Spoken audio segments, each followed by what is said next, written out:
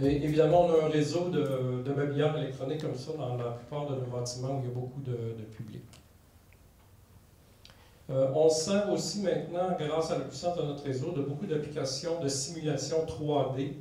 Comme si on veut faire un édifice très élevé sur le boulevard Laurier, on peut savoir qui n'aura pas de soleil pendant quelle date dans l'année, parce qu'on fait les projections d'ensoleillement, tout ça, ou de non-ensoleillement.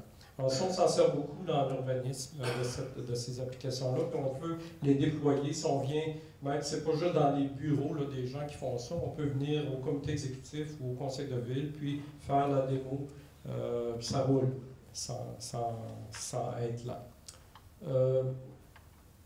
Open Data, vous allez en entendre parler. Évidemment, nous, actuellement, on est vraiment au balbutiement, on est loin du e-government encore, mais on regarde ça avec beaucoup d'attention, puis on sensibilise évidemment nos élus. Ça peut transformer toute la consultation publique, là, puis l'approche avec les citoyens dans les prochaines années, mais ce qui nous intéresse beaucoup, c'est de nous enlever des obligations par rapport à plein d'éléments qu'on se sentait obligé de faire avant. Comme là, on va mettre en place un CRM, les données qui vont sortir de ça, là, par exemple, à quelle vitesse on bouche les trous à partir du moment où ils nous sont identifiés.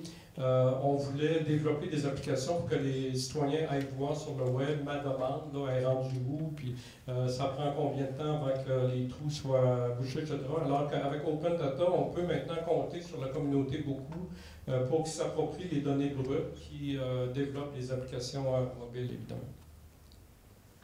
Alors, vous avez l'interface web qu'on a mis en place avec les données.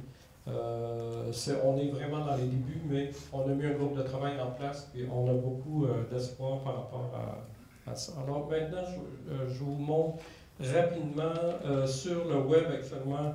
Il y a 2-3 ans, on a fait vraiment une analyse à travers le monde des meilleures pratiques en termes d'interaction avec les citoyens dans les sites web. Et vous avez le 2008, ici 2012. Et on a fait vraiment d'efforts d'interactivité, puis c'est payant parce qu'on a une réponse publique qui est extraordinaire. Alors, vous voyez ici, on a mis partout où c'est possible des partages d'informations. Et ça aussi, c'est viral, c'est beaucoup plus puissant que l'information qu'on diffusait seulement à nos citoyens.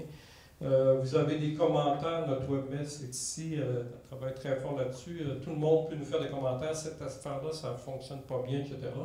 Et on s'en sert beaucoup pour améliorer nos affaires. Ici, partagez votre expérience avec le CFRIO, plusieurs organisations. On a fait des expériences sur les sorties. Nous, c'est le sujet qu'on a décidé de travailler.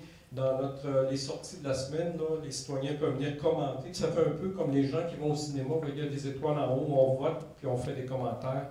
Et les citoyens vont consulter ça beaucoup avant d'aller marcher le long de la rivière Saint-Charles. C'est quoi les secteurs qui sont plus intéressants? Est-ce qu'il y a des oiseaux qui sont intéressants à observer, etc.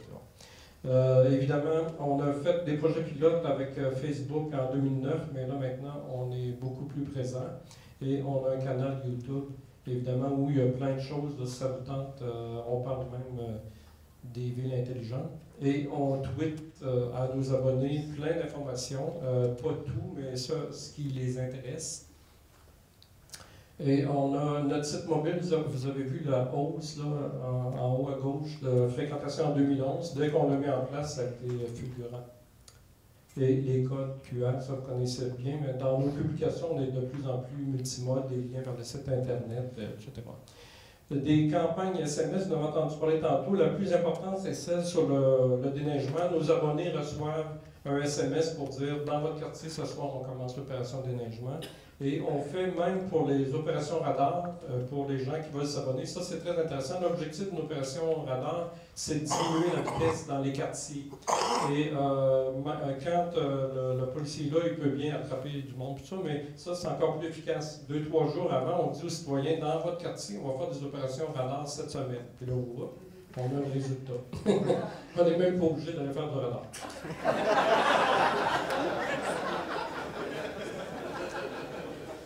On fait semblant, on met des panneaux. Donc, les services en ligne, on en a quelques-uns. Je vous laisse les acétates. On est vraiment au balbutiement. Ça, c'est vraiment la partie qu'on va développer dans les prochaines années. On va déposer bientôt un plan de développement des services en ligne et on a, je dirais, le tiers à peine du chemin de fait. Alors, dans les bibliothèques, c'est plus avancé par contre. Et je veux juste vous annoncer que cet automne, on va mettre en place 2 éléments très importants là, qui ont beaucoup d'impact sur les citoyens. Le 3-1-1, qu'on aurait pu faire avant, c'est une technologie qui n'est pas difficile à implanter. C'est juste qu'il nous manquait 2 éléments essentiels. Nous, on n'a pas un grand centre d'appel unifié. On a 6 arrondissements, c'est la porte d'entrée des citoyens. Alors, il fallait trouver le moyen de discriminer les appels qui rentrent dans le bon centre d'appel. Ça, c'est une technologie qui est assez récente. Et en même temps, on n'avait pas vraiment un CRM, un système de gestion de la relation client qui était assez performant pour s'embarquer dans, parce qu'il y a un afflux d'appels. Hein. Les gens nous appellent là, pour avoir l'horaire d'ouverture de la clinique médicale qui est à côté. C'est tellement facile au lieu de faire 10 chiffres. Alors ça va être d'ici la fin de l'année. Et le CRM dont je vous parlais, qu'on a baptisé César, qui est un amalgame de banque d'informations de dernière génération avec la gestion du dossier client, son historique. Là, quand les gens vont nous appeler, son dossier va apparaître. On va savoir si c'est quelqu'un que ça fait 5 fois qu'il nous appelle pour ses vidanges ou si c'est quelqu'un qu'on ne nous a jamais appelé. C'est très important. Là. Puis, en même temps, si la personne, le citoyen a déjà fait des démarches avec la ville, ben, on en a conscience là, en voyant son dossier. Alors, puis, au bout de ça, il y a toute la question des transactions en ligne qui vont être dans ça. Ça gère des processus. On développe ça avec notre partenaire CGI parce que ça n'existe pas sur le marché. Et c'est un intégrateur. On est allé chercher plusieurs logiciels pour faire fonctionner ça. Alors, c'est en déploiement cet automne. La dématérialisation, Jean-Marie va vous faire une présentation tantôt. On a un projet de vitrine technologique pour des espaces sécurisés numériques en haute sécurité. Et ce qui nous intéresse dans ça, c'est que tous nos développements actuellement d'amélioration de services aux citoyens sont faits à partir des parcours citoyens, c'est-à-dire qu'on se met à la place du citoyen, on prend les événements de vie, je déménage, je veux rénover ma maison, je veux faire une réclamation parce que je me suis cassé un bras sur le trottoir, etc. Et dans le cadre de ces processus-là, on se rend compte que des fois, il y a des objets matériels ou même si on fait une transaction électronique, nos citoyens sont obligés de se déplacer, remplir un formulaire, l'amnographier, le faire étamper, etc. Alors c'est ça qu'on veut dématérialiser. On va se servir beaucoup des coffres pour faire ça, un espace d'échange numérique sécurisé, horodaté, etc. Et l'autre, conseil sans papier, dans les faits, ça va être plutôt le concept de papier à demande, parce qu'on est passé d'un nouveau concept à ça. Et on met ça en place aussi cet automne. Vous n'avez pas idée de ce que ça demande comme changement de paradigme pour les usagers, dans l'administration, puis les élus. Peut-être que j'aurai l'occasion de vous parler de ça un jour, mais en termes de gestion du changement, c'est incroyable.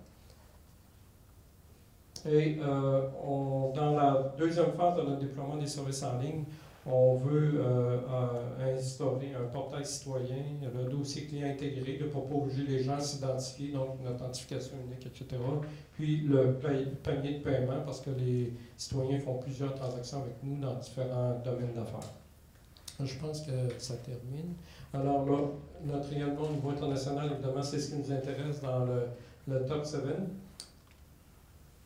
On n'a pas fait ça tout seul, il y avait des partenaires dans ça. J'en profite pour remercier Québec International, l'ITIS, particulièrement Marie-André, parce que dès le début de notre vitrine technologique, entre autres, avec Alméris, ils nous ont donné vraiment un bon coup de main avec le professeur Montreuil. Puis, dans ce dossier-là, si vous n'aviez pas été là, je pense que ramasser tout le monde, tout ça, je ne sais pas si on serait rendu où est-ce qu'on est. Alors voilà, c'était mes remerciements. Si vous avez des questions, je suis là toute la journée. Puis il y a des gens de la ville aussi là, que je pourrais vous identifier si jamais vous me posez une question qui est trop technique. Merci beaucoup.